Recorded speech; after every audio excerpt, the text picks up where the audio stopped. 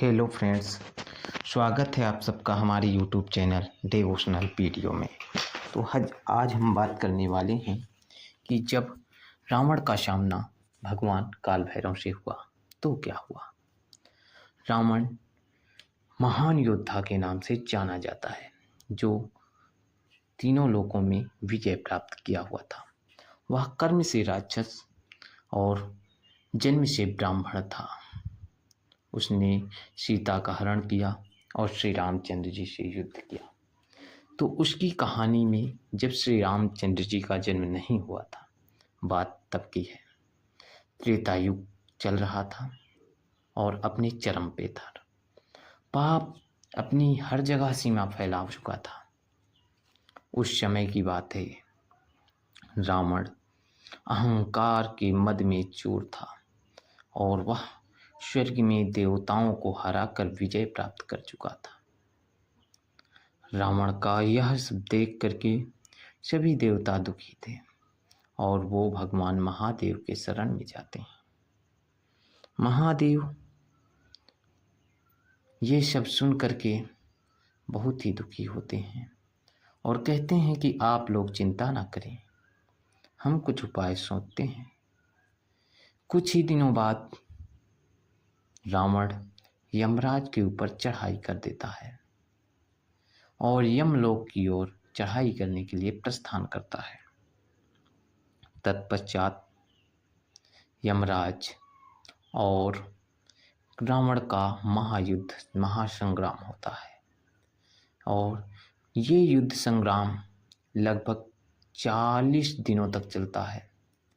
40 दिन का युद्ध महाप्रलय के समान था।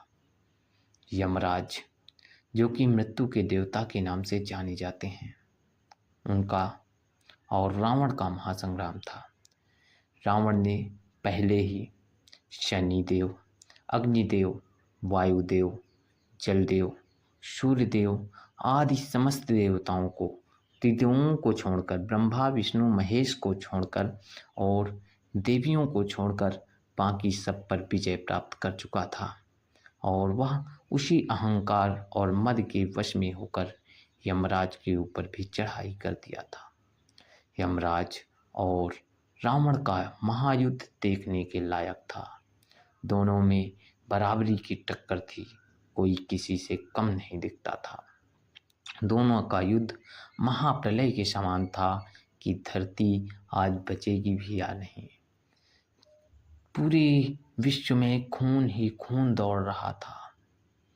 यमदेव इधर रावण से युद्ध करने के कारण किसी को ना तो दंड दे पाते थे और ना ही किसी को मृत्यु पर लेने जा पाते थे। इस प्रकार से यमदेव भी उस युद्ध में फंसे हुए थे। रावण और यमराज का युद्ध तीनों लोकों में हाहाकार मचा रहा था।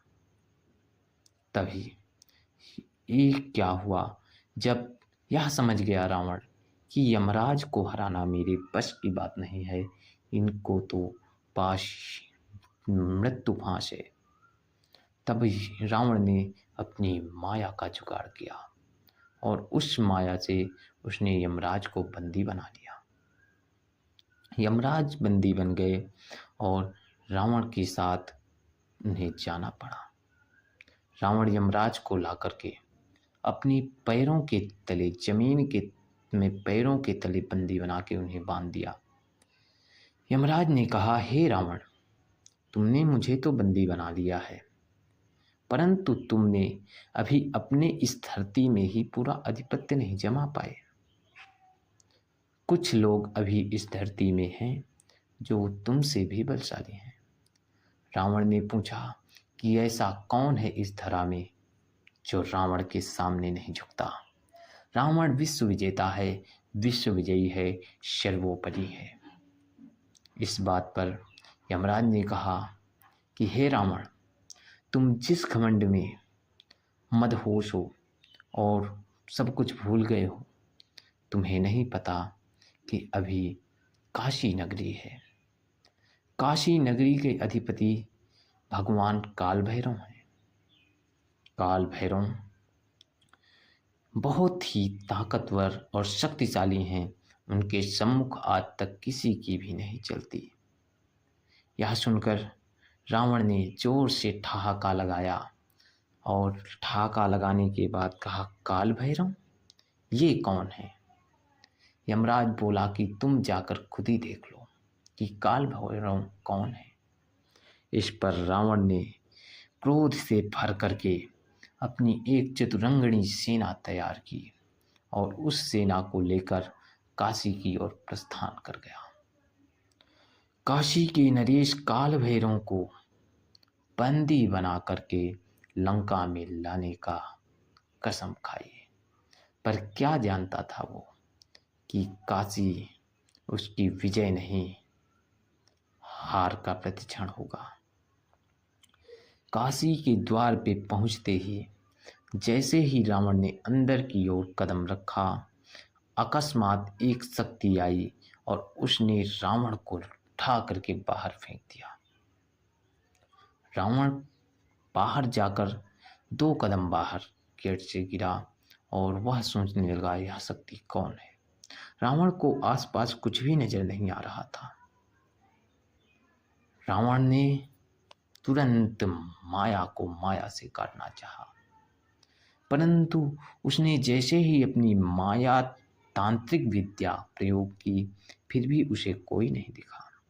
तब रावण क्रोध में भरकर बोला कि आखिर तुम कौन हो? अगर हिम्मत है तो सामने आओ और सामने आकर मुझसे युद्ध करो। इस पर भगवान काल भैरव विकराल रूप धारण करके रावण के सामने प्रकट हुए।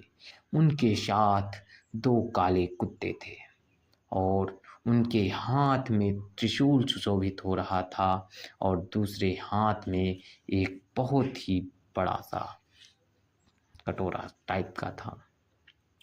रावण यह देखकर बहुत ही आश्चर्यचकित हुआ, क्योंकि काल भैरव के माथे पर चंद्रमा, गले में मुंडों की माला और नाग की माला थी। इतना ही नहीं, एक हाथ पे उन्होंने ब्रह्मा का एक सिर पकड़ा हुआ था। रावण के तो जैसे होशो हवास उड़ गए। कहाँ आ गया रावण? फिर भी रावण ने हिम्मत करके अपनी सेना को आदेश दिया कि जाओ और काशी में खलबली मचा दो।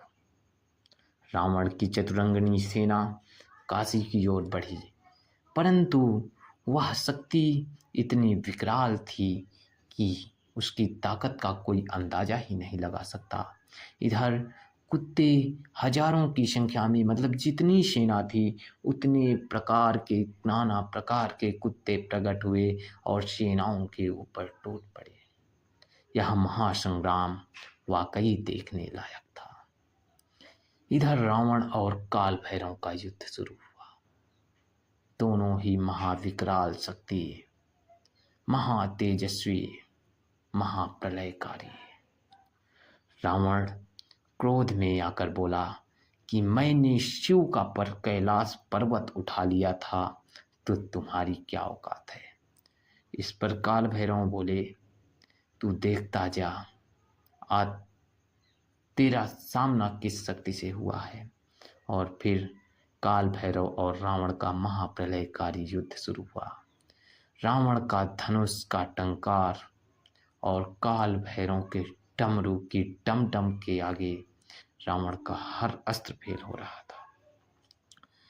कुछ देर के बाद रावण और काल भैरव का युद्ध ऐसे ही चलता रहा। किसी की का विजय होगा और किसका पराजय होगा, कुछ कहा नहीं जाता था। रावण ने पूछा कि तुम कौन हो? पहले तुम अपना परिचय दो, तब मैं तुमसे लड़ूंगा। इस पर काल भैरव बोले, मैं काल भैरव हूँ। काल भैरव, जिससे काल भी डरता है। और हाँ रावण, तू इस काशी में गलत उद्देश्य से आया है। तू मुझसे युद्ध करने आया है, इसीलिए मैं तुझसे काशी के बाहर ही मिल लिया, क्योंकि अहंकारी और अभिमानी व्यक्ति को काशी के अंदर प्रवेश करने का कोई हक नहीं। और काल भैरव बोले कि मैं इस शक्तिपीठ का रक्षक हूँ और शक्तिपीठ के लिए मैं कुछ भी कर जाऊंगा। इस पर रावण बहुत जोर से हंसा और हंसने के बाद बोला, शक्तिपीठ के रक्षक काल भैरव, आज तुम अपनी शक्तिपीठ को बचाओ, मैं इस शक्तिपीठ को विध्वंस कर दूंगा। शक्तिपीठ के विध्वंस का नाम सुनते ही वही सिंघिया घाट के शमशान से एक महाशक्ति प्रकट हुई, जिसकी जीभ उसके सीने तक लटक रहे थे। हाथ में त्रिशूल, गदा, सब कुछ धारण किए हुए, एक मुंडों की माला पहने हुए विकराल रूप में, एक हाथ में किसी का धड़ लिए हुए किलकार मारकर हंसी। वो देवी को देखकर रावण के रोंगटे खड़े हो गए, पर काल भैरव वहीं पर उन देवी को रोक देता है कि हे माता, इसने मुझे ललकारा है, काल भैरव को ललकारा है, अतः आप शांति से सिर्फ युद्ध देखिए, इसका और मेरा युद्ध होगा। इसके और मेरे युद्ध में कोई भी बीच में नहीं आएगा।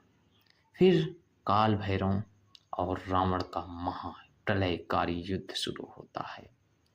इधर त्रिशूल की धार सैनिकों के खून से लथपथ कर रहे थे, उधर रावण की तलवार कुत्तों के ऊपर बरस रही थी, परंतु वे कुत्ते रावण की तलवार से बच जाते थे।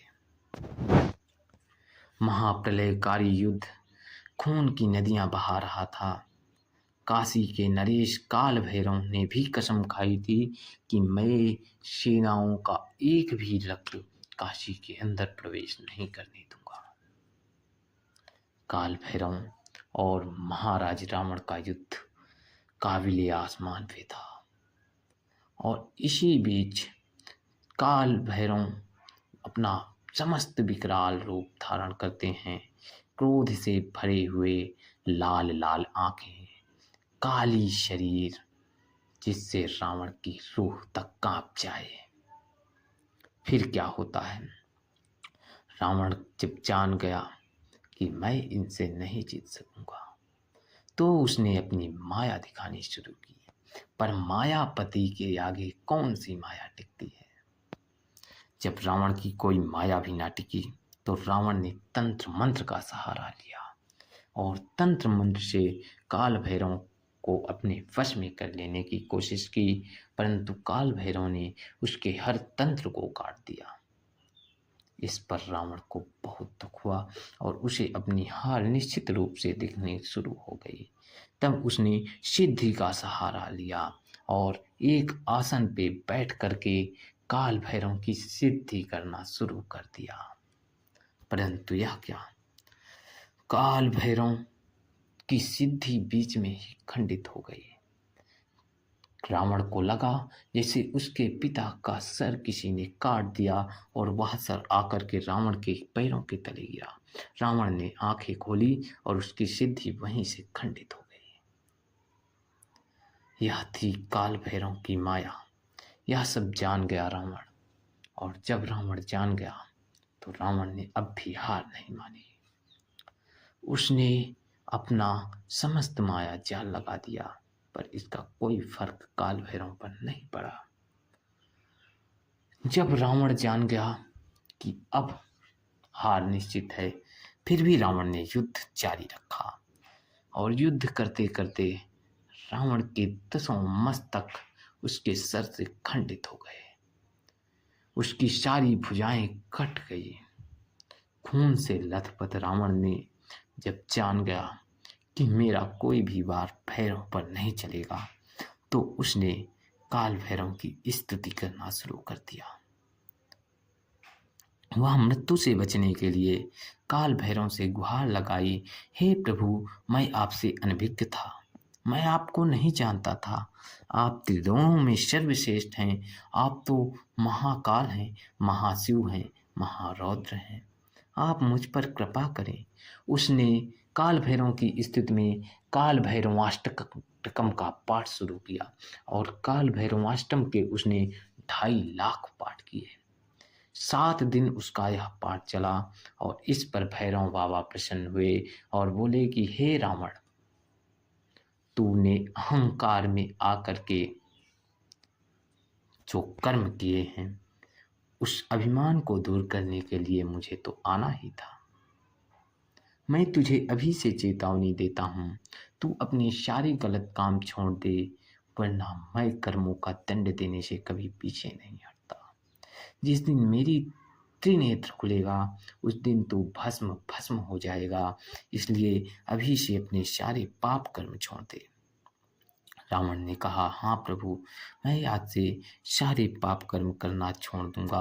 और इस प्रकार रावण और काल भैरव का युद्ध हुआ और अंत में रावण की हार हुई और काल भैरव बाबा विजयी हुए और उन्होंने रावण को आशीर्वाद दिया कि जा, आज से जब तक तू न्याय में होगा, तुझे पराजित दुनिया में कोई नहीं कर पाएगा। लेकिन जिस दिन तू अन्याय की राह में जाएगा, जिस दिन तू किसी स्त्री का स्पर्श उसकी मर्जी के बिना करेगा, जिस दिन किसी स्त्री को तू अपने लंका में लेकर आएगा, उस तो समझ लेना उस क्षण से तेरे विनाश का समय शुरू होगा और इस विनाश में काल भैरव का श्राप रहेगा और काल भैरव आगे भी रहेंगे। इस पर रावण ने कहा कि हे प्रभु, आपने मुझे इतनी आसानी से हरा दिया, आप कोई आम भगवान नहीं हो सकते, सत्य बताओ आप कौन हैं। तब काल भैरव बोले कि हे वत्स, हे रावण, सुनो, मैं उस महान तेज शिव का ही अवतार हूँ। भगवान शिव ही मैं हूँ और मैं ही भगवान शिव हूँ। इस पर रावण उनके चरणों में गिर गया और बार बार माफी मांगी। उस पर काल भैरव ने बोले, जा, मैं तुझसे प्रसन्न हूँ और लंका में राज कर, लेकिन हाँ, किसी दुर्बल निर्बल को मत सताना। रावण प्रसन्न होकर वहां से लंका की ओर प्रस्थान कर गया और इस प्रकार काल भैरव और रावण का युद्ध हुआ था। वीडियो में बने रहने के लिए धन्यवाद।